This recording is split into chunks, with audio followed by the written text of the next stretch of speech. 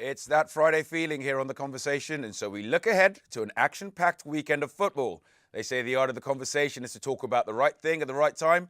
This, as ever, is the right place. You're watching The Conversation.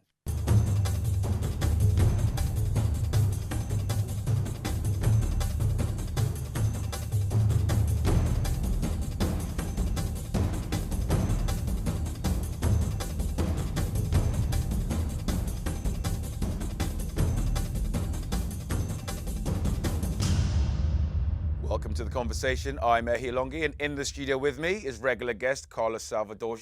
Hello, Carlos. Hello, Ehi.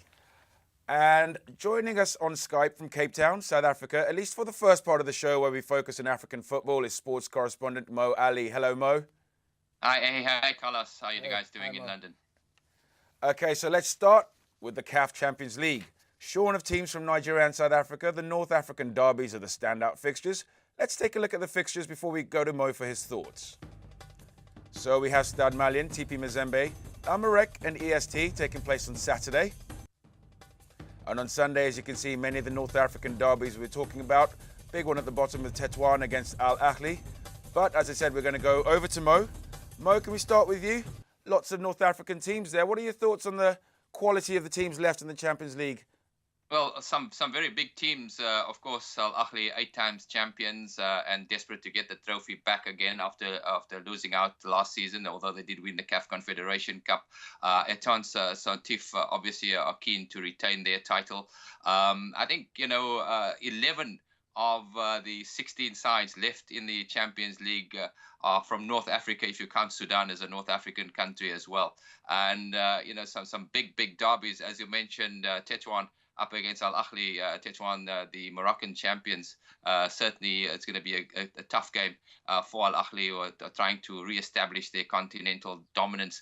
And for Javier Garrido, the Spanish coach of Al Ahly, I think it's almost a non-negotiable for him to go on and win the Champions League. But it's not going to be easy because the rivalry between the North African countries, whether it's at national or international level or at club level, is very, very fierce indeed. We've also got, another outside of North Africa, we've got Stade Malien against TP Mazembe. TP Mazembe, another very ambitious club and desperate to get their hands back on the Champions League title after last winning it in 2010. And they did ever so well to eliminate the very big spending Mamelodi Sundowns from South Africa in the previous round. And I think TP Mazembe are a dangerous side, particularly on their home turf. And in this round against Stade Malien, they are playing away from home in their first leg. So they're going to be a tough side to look out for as well. And then watch out for Smoha, the team that eliminated Enyimba in the previous round, the Egyptian team. And, if you can eliminate the side of the quality of Enyimba, then you've got to have something about you as well. And Raja Casablanca, they've got everything to play for in this Champions League because they're way out of contention in their national league. And this really is an opportunity for them to win silverware. So, teams who are not really in contention in their domestic league, obviously very, very dangerous because they've got a single focus. Excellent roundup there, Mo. Over to you, Carlos. What themes are you picking up from this weekend in the CAF Champions League? Well, as Mo said rightly, that there are 11 North African teams in there. I just wanted to ask Mo whether he feels that is a reflection of African content, the African continent in itself, where perhaps you have South Africa who has the best league, but yet in the Confederation Cup and the Champions League, it seems to be the North African teams who are leading the way. Mo, how do you respond to that? Yeah, I think that the North African teams have the advantage in that they don't have to travel particularly large distances. If they play, for example, they play each other, they go, 1-2 hour plane trip. If an Egyptian side, for example, plays a Tunisian side or an Algerian or Moroccan side, the distances aren't that big for them. And even if they go to West Africa, it's not a long trip as long as it would be from South Africa up to North Africa or to West Africa. And I think that is a big advantage that the North African sides have.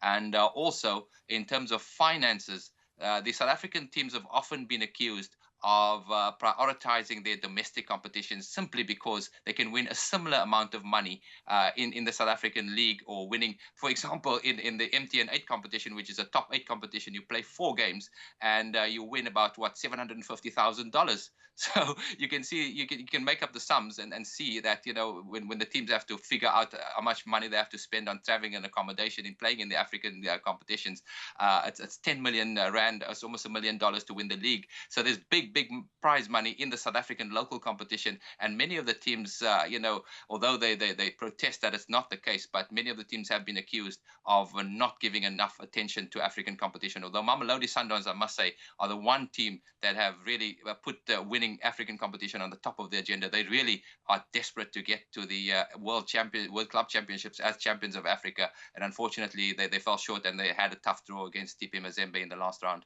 Okay, with such a concentration of North African teams, I mean, we can focus on Orlando Pirates, perhaps, who are the only South African team left after the break. But with such a concentration of North African teams, is it too early at this point to say who the runners and riders are? Who do you see as the favourites who should go through? I mean, for me, just because of the sheer size of the club and the sheer history of the club, Al Ahly are always going to be, especially now, probably, to me, amongst the favourites. But is there any clear standout for you at this point, Carlos?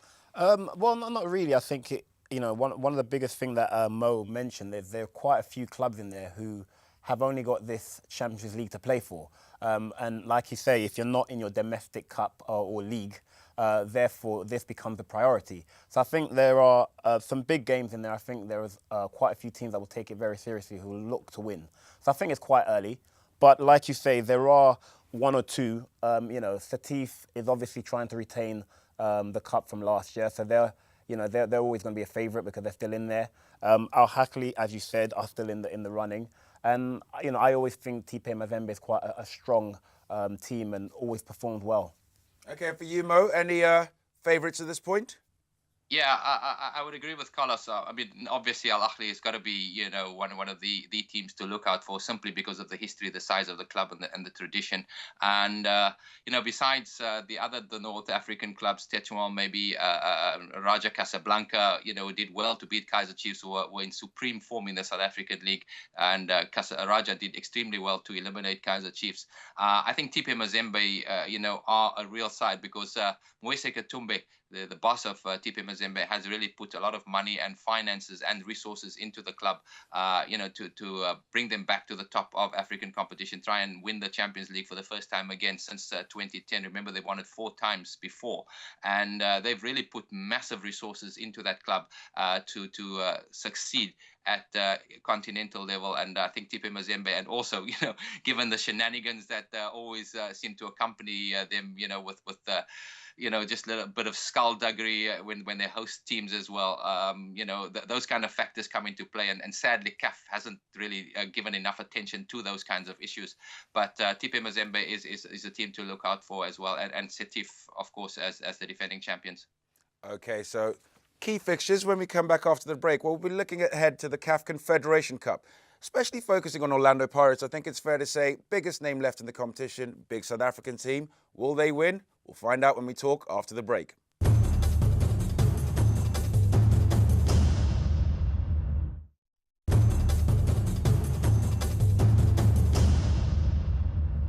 Welcome back to the conversation. CAF Confederation Cup fixtures also take place this weekend. Orlando Pirates are perhaps the biggest, or at least most recognisable name left. But will they take it seriously? I mean, Carlos, you were touching on that before the break, so let's start with you. If they take it seriously, will they take it seriously?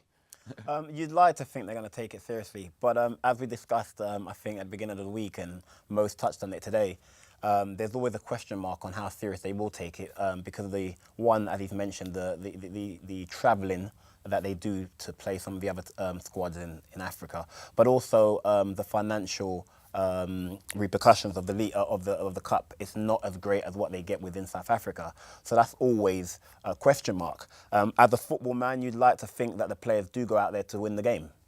Of course, and let's just, I mean, I think let's not overdo the point of isolating just the cost and what they could take from it financially, just from a pure playing point of view. Even though it's a second-tier competition, as far as CAF club competitions go, you're very happy with the standard and quality this time round, aren't you, Mo? Yeah, I mean, if you look at the quality of sides that are left in the last 16, and remember, the losers of this round of the Champions League also join the 8 winners. Which is a bit unfair, I think, because once you've lost, you've lost. You really got to exit the competition. But the losers of this round of the Champions League also then get to join the next round, and there's some more quality going to be added. But if you look at the quality of clubs left, you've got AS Vita, for example, who were the losing finalists in last year's Champions League. And they are up against the Swazi side, Royal Leopards, who've done exceptionally well because they beat the Bidvest Wits of South Africa in the first round and then beat Petro de Luanda, big spending side as well, in the previous round. So, that's going to be a very interesting clash. You've got Etoile de Sahel, you've got Zamalek, big names, Hearts of Oak, Club Africain, ASEC Mimosas, all teams who have won the Champions League before. And now they are in this round of 16 at this stage of the Confederation Cup. And of course, Orlando Pirates, I think they certainly will have a lot to play for. And I can assure you that they certainly will give it their all to win this Confederation Cup. And in fact, many sentimentalists are hoping that they play ASEC Mimosa in the final because, of course, they beat ASEC Mimosa to win the Champions League in 1995. So Orlando Pirates are out of contention for all the trophies in South Africa. They're way behind the pace. Kaizer Chiefs are just about to wrap up the league in South Africa. They're out of the cup competition. So this is one big opportunity for them to win some silverware. And, of course, having had the benefit of that great run of theirs in the 2013 Champions League, they know all about playing in Africa now, and they know about the ups and downs and what to expect. So I certainly would expect Orlando Pirates to do very well in this Confederation Cup. And, they've got the quality of players. They've got, for example, two good strikers in Leshlohonolo Majoro and Kermit Erasmus, both internationals who've been in terrific form for the club. And in midfield as well, they've got Opa Maniesa, who's been a regular for the side now for the past 5 years and has done very well at international level as well. So they certainly do have the quality all round. And I would expect them to overcome CF Monana, the Gabonese side, in the next round. And then, obviously it depends on who joins the competition from the Champions League as losers. But as I mentioned, there's some seriously big names left in this Confederation Cup. And I mean, if you look at the likes of Zamalek, got a rich history in African football, Hearts of Oak, ASEC Mimosa, Club Africa. It really is a tough competition. Okay, you mentioned a lot of clubs there, Mo. So for viewers at home, let's take a look at the fixtures for Friday and Saturday.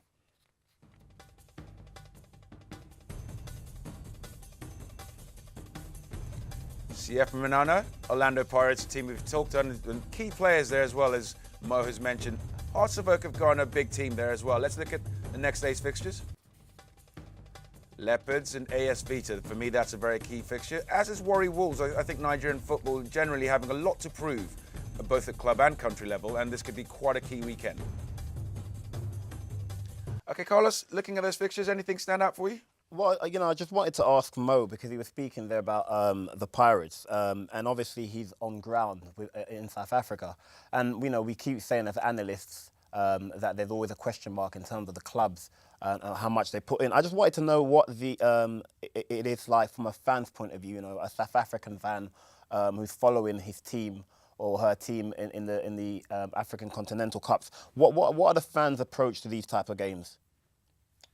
Well, to be honest with you, Carlos, South African football at the moment club football is not very well supported. I was at a club game last week at the Durban's Moses Mabhida World Cup Stadium, which seats 60,000, and unfortunately, there were only 1,000 people in that ground. Can you imagine 1,000 people in a 60,000 seat stadium? And that is the case right around the country. And even Kaizer Chiefs, who are by far the most popular side in the country, when they don't play the big sides like Orlando Pirates in the Soweto Derby or Mamelodi Sundowns, they don't get crowds at their home grounds in Johannesburg, which has forced them to take games away from Johannesburg and play for example, they played Raja Casablanca in Durban, and they play several of the games in Polokwane simply because they have fans there, and those fans are keen to see them.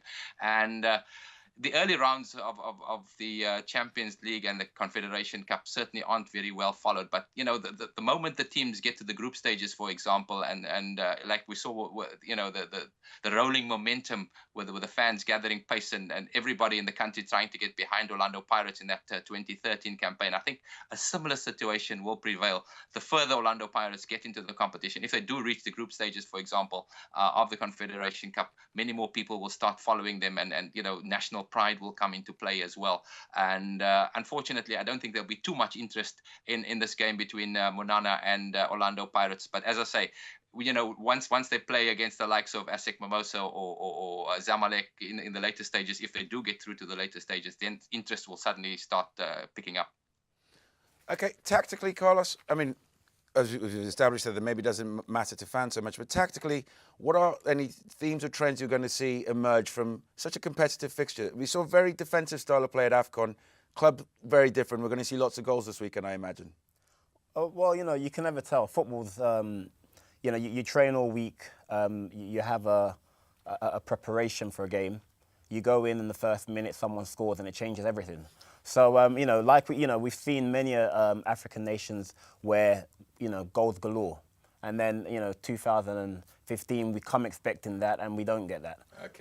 Okay. Well, listen, we have to say goodbye to you now, Mo. And as ever, you've been a top sport. But before we let you go, we're going to talk EPL on the other side. I want you to just quickly pick me a winner, Chelsea or Man U this weekend. Well, I think it's going to be a draw. Jose Mourinho is going to bring that red London bus into Stamford Bridge and park it. Okay, thank you, Mo. Actually, Carlos, do you agree with Mo on that point? I do agree that would be a draw, yes. Okay, well, listen, we're going to get into a bit more depth after the break on that. But Mo, thank you very much for joining us. Everybody else, we'll see you after the break.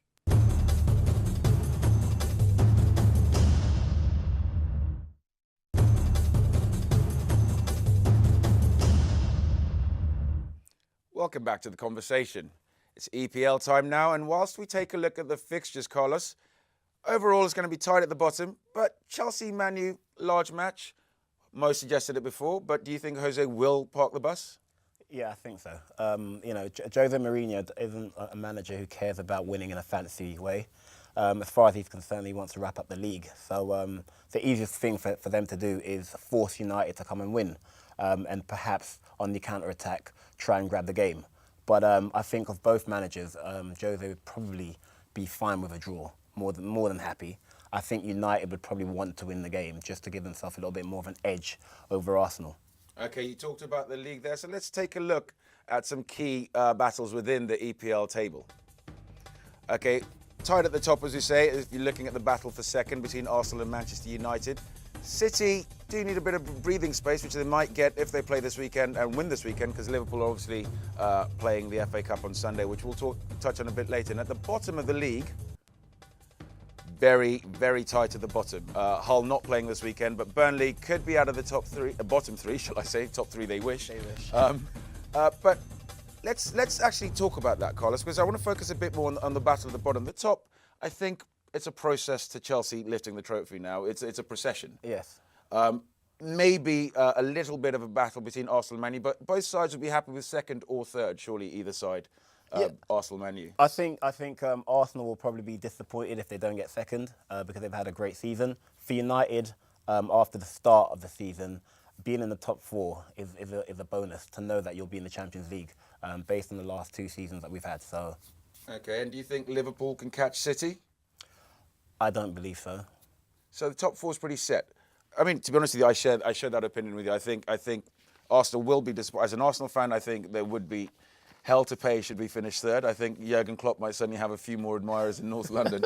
But I think the FA Cup is key, and we can touch on that later. But let's look at the bottom, because the bottom went from being a guarantee that Burnley and QPR and possibly Leicester were going to go down around Christmas. I think everyone had their hearts convinced. And now it seems even Newcastle could be dragged back into it. I mean, how are you reading the competition at the bottom of the league? Yeah, well, this is why they say that the Premier League is the best league in the world, because, it's tight at the top and it's also tight at the bottom. I think, Burnley have the best chance this weekend. If they win the game against Everton, which is going to be a hard game, they're playing at Goodison. But if they were to win that game, they'd push Hull into the relegation zone and they'd be out with 29 points. So I think that's the biggest game of this weekend. Obviously, Swansea's Leicester's going to be playing Swansea, so they're going to want to potentially win 2 weeks in a row, Leicester. If they were to do that, they'd still be in the relegation zone, but just by goal difference, I believe. So, some big games there. Neither of them are easy. I don't think it's going to be easy for Burnley to go and win at Everton, nor Leicester beating Swansea. Okay, I mean, just above them, some teams have pulled themselves out of the mire. You're looking at Palace with the Pardew effect. They seem to be somewhat safe now, perhaps, would you say? There's no chance of them being dragged back in? No, I don't believe so, no. Okay, but then I want to pick up on the fact that you're talking about Burnley coming out of the bottom three. I mean, Hull won't be playing this weekend because of the FA Cup semi-finals. For those that don't know, let's have a look, if we can, at the FA Cup semi-final fixtures. As you can see, 2 pretty predictable results, I'd say, if you're going on league form and obviously what leagues they play in. Arsenal should really comfortably beat Reading, the form they're in. They've only lost 2 out of their last 15 league matches. Liverpool-Villa, though, Carlos, is a game I want to pick up on you with because from a league perspective, surely I can see why Villa fans might think a good FA Cup semi-final performance, they would like to focus on not getting relegated. Liverpool possibly could do with the FA Cup final more than they needed to, because especially they're not looking favourites to make the Champions League, and it will leave a good experience for the fans if they were to beat Arsenal or Reading in the final. But Villa could do with a performance. They could do with the cup final. They could do with keeping the momentum that they developed under Sherwood. Yeah, I think the FA Cup is a good thing for Aston Villa in that, it does give them that momentum. It's a game that they have no pressure to win. Obviously, Liverpool will be the favourites, but when you're fighting relegation, as they have been doing this season, and they've had a few good results recently, this is an opportunity to just go and showcase themselves. I think, with Sherwood at the helm, who seems to be a very vibrant character as a manager, I think he's going to send his players out there to go and enjoy themselves. So I don't think they'll have any pressure. Liverpool will have pressure. They've lost some big players in the summer. The league form wasn't particularly great. They recuperated that somewhat, but over the last couple of weeks, they've kind of fallen off the pace that they set. So for Liverpool, it's a big one. Of course, there's the whole, can they send Steven Gerrard off on a dream and win the FA Cup final for his last game? Would be questionable if he should start that game. That's what I was going to because, of course, he hasn't been playing or he hasn't featured much in the league. So, can I go on further than that and suggest that actually his sending off and what that and that game and how the team, since then, it seems to have had a real negative effect on the team. And I would say, actually, he's almost, maybe there's too much of a circus around him. And there's good argument to leave him. I mean, if you leave him on the bench, it's only going to heighten the sense of media interest and everybody trying to read that. But it would be fair to say that actually he hasn't had a positive effect on his last season at Liverpool as a whole. Would you agree with that? Yeah, I think he's been under par. I think the fact that he's leaving Liverpool suggests that his time is up, and that as a management team and the club, they recognise that everybody has to go. And at this moment in time, it's his opportunity to move somewhere else. So I think the club's already shown that. The key question is, are they going to leave him off for that team? I don't believe they will. If Liverpool make the final, if he's not starting, he'll definitely be on the bench. Because they will want to send him off, and they will want to give the fans the opportunity to thank him for a career that he's had at Liverpool. Okay, and then in a very different way, but still probably quite as key, Arsenal could also still do with an FA Cup trophy, at least retaining the trophy this year. It will say a lot for their progress and that feeling of not going a step back, if you like. Yes, I think it's important for Arsenal. Obviously, they are going to be clear favourites because they're playing Reading. Reading's never won the FA Cup nor been to a final. So it's going to be a big one for Arsenal. I think it is important just because if they retain the cup, it's in favour for Arsene Wenger. He's always, every summer, someone's coming in for his job, should he leave. Jurgen Klopp's now said that he's available. What Arsenal would want to do is show the Arsenal fans, more so than the club, because I think the club's fine, but the Arsenal fans that, we are a progressing team, we are getting better, and we can challenge. And I think retaining the FA Cup and coming second in the Premiership will do that for Arsenal fans. Okay, Carlos, we're going to leave it there. Thank you very much for your insightful opinion today. For everybody else at home, as usual, I'll tell you, follow us on Twitter and Facebook. It's a crazy, wild weekend of sport, so post your own opinions and your queries, and let's start Africa's sporting conversation.